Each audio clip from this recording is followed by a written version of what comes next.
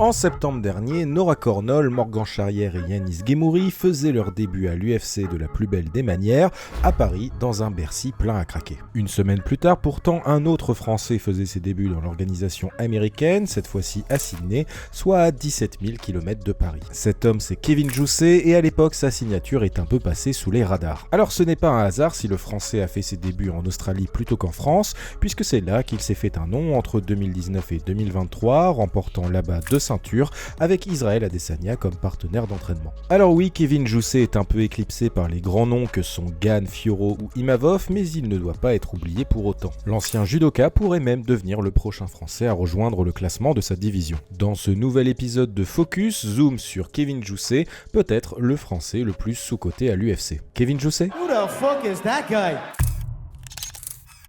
Cette vidéo vous est présentée par notre sponsor Golden CBD, le leader du CBD bio en France, 100% légal. Si vous cherchez des solutions naturelles pour apaiser l'anxiété, améliorer votre sommeil, réduire les inflammations, nous vous invitons à découvrir leur sélection de produits de haute qualité. Le lien en description et notre code exclusif FIGHT vous fera bénéficier d'une réduction de 30%, profitez d'une livraison discrète et rapide et découvrez la différence que le CBD peut faire dans votre routine. Comme beaucoup d'enfants, le petit Kevin est jugé un peu trop énergique par ses parents qui décident de l'inscrire au judo. A partir de là, sa vie se construit autour de cet art martial, une ceinture noire à 14 ans, 2 ans au pôle espoir de Rennes, 2 au pôle France de Bordeaux et une montée à Paris pour s'entraîner avec les plus gros noms de la discipline, à l'INEF et à l'INSEP. Malheureusement, après une médaille au championnat de France, Kevin Jousset se blesse, luxation complète de l'épaule, et sa période de convalescence l'amène à se poser des questions sur la suite de sa carrière. La passion pour les tatamis s'est un peu estompé avec les années, il est temps de prendre un nouveau départ et pour Kevin ce sera loin, très loin de son pays d'origine. Après la Grande-Bretagne, c'est en Australie que Kevin Jousset pose ses valises. Il y passe un diplôme de préparateur physique quand un ami lui conseille un jour d'essayer le MMA. Alors le judo a toujours été une bonne base pour commencer le MMA, on compte plusieurs exemples célèbres à l'UFC,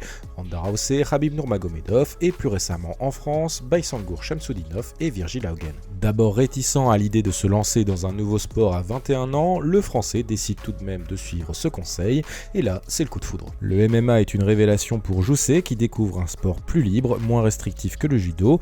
Il commence donc à s'entraîner sérieusement, notamment pour rattraper son retard en pied-point. À Melbourne, le Français pousse les portes de la salle Absolute MMA et côtoie alors le champion des featherweights Alexander Volkanovski ainsi que le magicien du grappling Craig Jones. En Australie, Jousset remporte ses 2 premiers combats en amateur avant de passer pro en 2019, année décisive pour le Français. Cette année, il décide de partir en Nouvelle-Zélande pour perfectionner son pied-point au City Kickboxing d'Auckland. Fondé en 2007 par Eugene Berman et Doug Viney, le CKB est devenu avec les années un des gyms les plus importants de l'UFC, avec comme tête d'affiche Dan Hooker, Kai Kara France et bien sûr Israël Adesanya. Le Français s'intègre parfaitement dans sa nouvelle maison et se lance donc chez les pros la même année à l'âge de 25 ans. Si sa capacité à envoyer valser ses adversaires lui valent le surnom de R, c'est bien avec ses points que Jousset s'impose lors de ses 2 premiers combats chez les pros. Le Français fait ensuite face à un premier obstacle, un short notice contre Jack Della Maddalena, actuel numéro 5 à l'UFC. Après un premier round de disputé, un coup de coude de l'Australien ouvre Jousset au visage,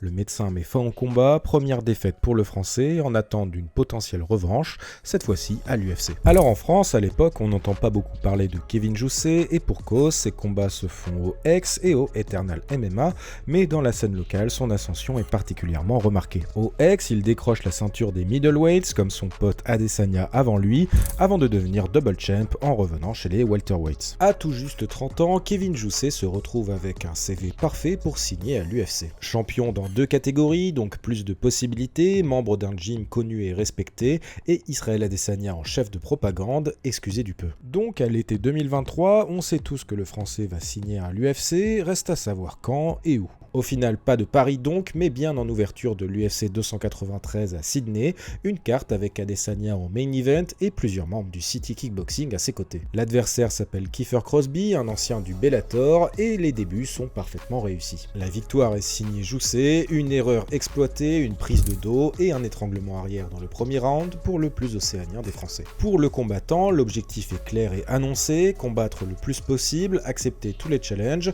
3 mois plus tard, il affronte un vétéran, combattant, Kenan Song. Là encore, la performance est très bonne, une décision logique et des progrès affichés en striking, normal pour quelqu'un qui s'entraîne tous les jours avec Adesanya. Plutôt discret dans les médias, Jousset affiche quand même ses ambitions, il veut rejoindre l'élite, ces combattants qu'il côtoie dans la vie de tous les jours depuis plusieurs années maintenant. Dana White lui a promis, il sera à l'affiche de l'UFC Paris en septembre 2024, l'occasion de pouvoir enfin combattre devant un public qui le connaît assez mal. En attendant, lui qui veut viser toujours plus haut est aujourd'hui servi, Kevin Jousset affronte ce samedi Jared Gooden, 62e mondial selon Fight Matrix. L'américain est expérimenté, 32 combats, 23 victoires, 18 finishes et une dernière soumission en date impressionnante contre Wellington Turman. Impossible donc de rater ce combat qui le rapproche un peu plus du top 15 de la catégorie des welterweights. Vous l'avez compris, avec Craig Jones, Adesanya, Volkanovski et consorts en partenaire d'entraînement, Kevin Jousset s'est mis dans les meilleures dispositions pour atteindre rapidement l'élite de sa catégorie. Petit bonus pour vous, puisqu'en janvier dernier, le Français était de passage en France et notamment au Boxing Squad de Nice.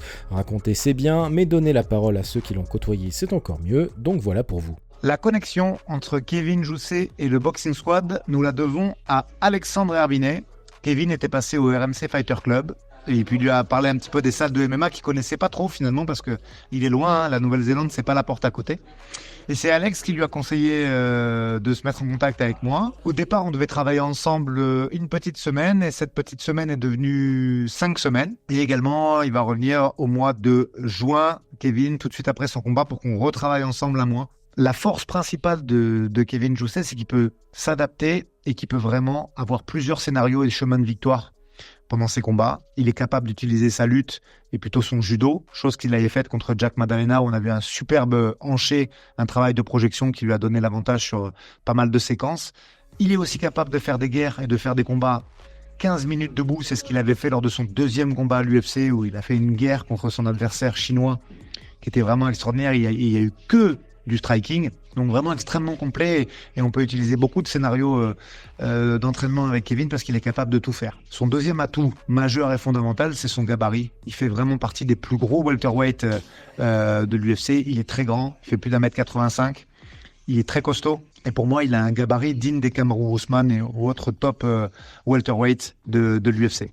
La chose la plus impressionnante chez Kevin, c'est que malgré le niveau qui est le sien aujourd'hui, qui est vraiment très très haut, il a une marge de progression dans tous les domaines qui est vraiment très importante. Et moi, j'ai aucun doute quant au fait qu'il fasse partie du top 15 de la catégorie welterweight très très vite, dans un futur très proche de l'UFC, parce qu'il a vraiment beaucoup de capacités, beaucoup de possibilités. Donc vraiment un profil extrêmement intéressant à suivre dans les mois et années à venir. Voilà, cet épisode de Focus est terminé, j'espère qu'il vous a plu, n'hésitez pas à liker, à commenter et à vous abonner à Fight Minds pour plus de contenu sur le MMA. Et quant à moi, je vous dis à lundi prochain.